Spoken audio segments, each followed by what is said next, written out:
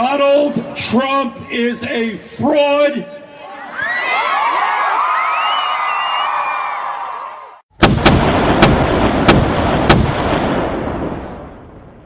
$26,000 people. 26,000 people in Des Moines, Iowa. 26,000 people in Des Moines, Iowa marched on the state capitol to give voice to their brothers and sisters, to tell Herr Gruppenführer that his hateful rhetoric will not be ignored, that his misogyny will not be ignored, that his flagrant violation of ethics will not be ignored, that we, the American people, will not be ignored. 26,000 people marched in Des Moines, another 1,000 in Iowa City, 50,000 in St. Paul, Minnesota, 60,000 in Oakland, California, 150,000 in Chicago, 400,000 in New York, 500,000 in Washington, D.C., 750,000 in Los Angeles. Early counts suggested that between 2.5 and 3 million people in more than 600 marches worldwide came together as a symbol of opposition to everything that Donald Trump represents. An independent article put that number closer to 4 million. By any measure we've seen, the Women's March is likely the largest organized peaceful protest the United States has ever seen. The right's immediate response was to unleash their attack poodles on these women.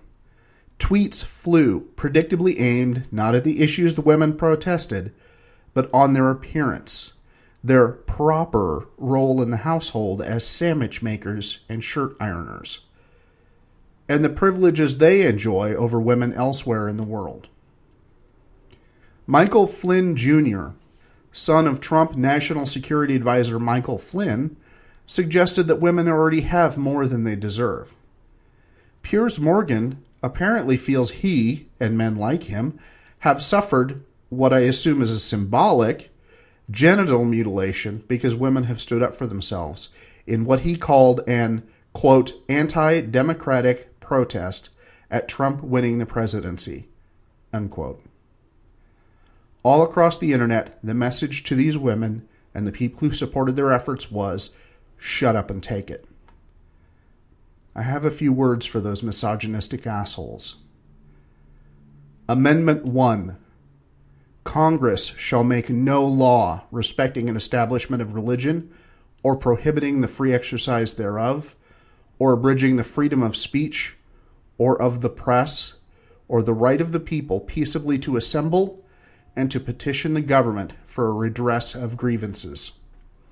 I know that amendment doesn't get the right wing nearly as hard as Amendment 2, especially since right now all the free speech seems aimed at telling them what fuckwits they are for voting for Agent Orange, pointing out what awful shit he's already doing, and generally making it clear that he can expect everything he does to be challenged in every possible manner, every step of the way. I also know a lot of them don't think that amendment applies to these protests, just like the Establishment Clause doesn't apply to their religion. But guess what? It does.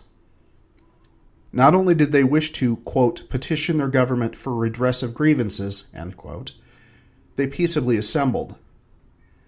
D.C. law enforcement didn't make a single arrest as a result of a march that included, let me say it again for those of you who didn't hear it before, 500,000 people.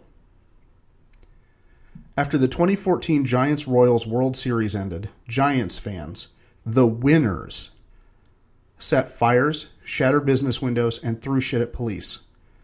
There were 2 shooting victims, a stabbing victim, and 40 arrests. Over fucking baseball! Less than half of American voters picked Donald Trump for president. His proposed cabinet is a swamp full of multimillionaires who are now in charge of the industries they profited from. The president's loathsome campaign has given the green light to every misogynist, racist, and religious zealot to attack whomever they want, discriminate against whomever they want, and laugh about it. But it hurts the right's feelings when millions of people get together to peacefully protest the institutionalized mistreatment of them that's already started. It makes the right wing angry that these people dare to dispute the legitimacy of the president. And it makes the right look like the cowards they are when they rely on attacks using personal appearance and gender stereotypes, because maybe deep down they know they're on the wrong side of history. Again.